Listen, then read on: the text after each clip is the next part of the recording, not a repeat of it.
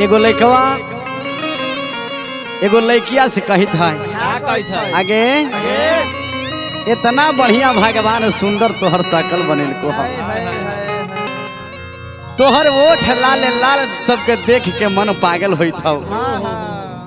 आ लड़कवा जाके कही था कि सुन सुन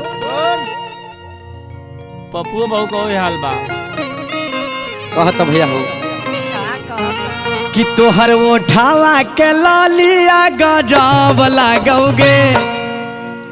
तोहर ओठावा के लालिया गजब लागोगे, तोहर साबाली सूरतिया दिलवा पागल कैल कहोगे,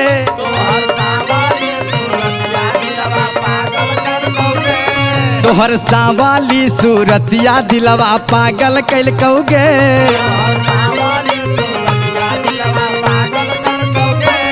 तोहर ओठावा के लालिया गजब लागोगे,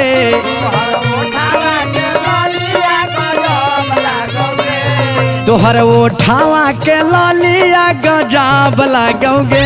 तोहर सावाली सूरतिया दिलवा पागल कैल कहोगे,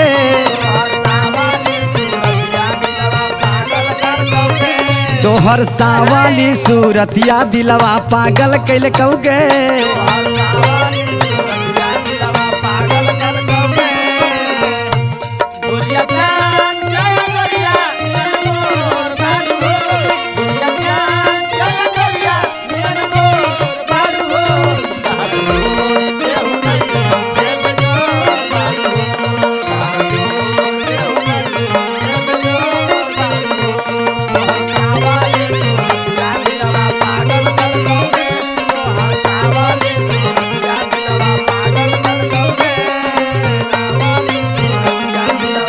ए बाबू सुन सुन लइकवा तोहर रूप के वर्णन कर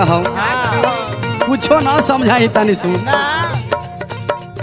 मिला वही नजरिया न छोड़ी बुझही न बात के,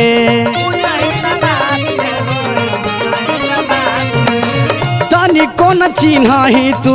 जाति और पात के, मिला वही न नजरिया छौड़ी बुझही न बात के, तनी कौन चिन्ह ही जात और पात के, तोहर कौन छोड़ा मतिया तोहर मार दिल कहोगे,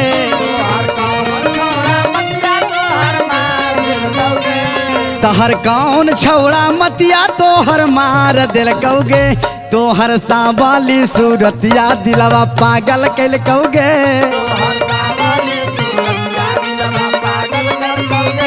तोहर सावाली सूरतिया दिलवा पागल कैल कहोगे।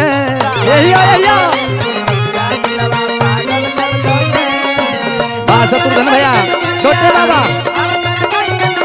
रंजीत भैया हो, पवन भैया, संजय काका,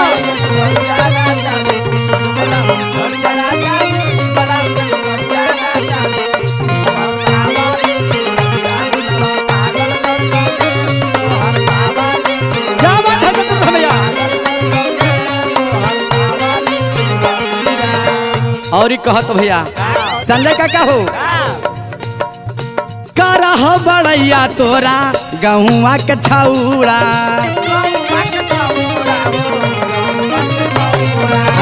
गरह बड़ैया तोरा गहुआ के छौड़ा,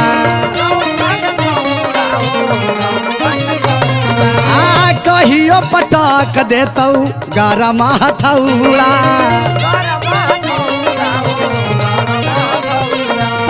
कहियो पटक देतौ गरम हथौड़ा,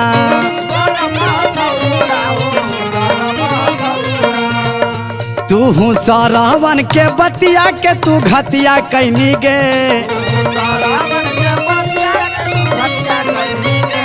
शत्रुघ्न के बतिया के तू घतिया कैनी गे, तोहर साबाली सूरतिया दिलवा पागल कैल कहोगे, तोहर सावाली सूरतिया दिलवा पागल कैल कहोगे, तोहर ओठावा के लालिया गजब लगोगे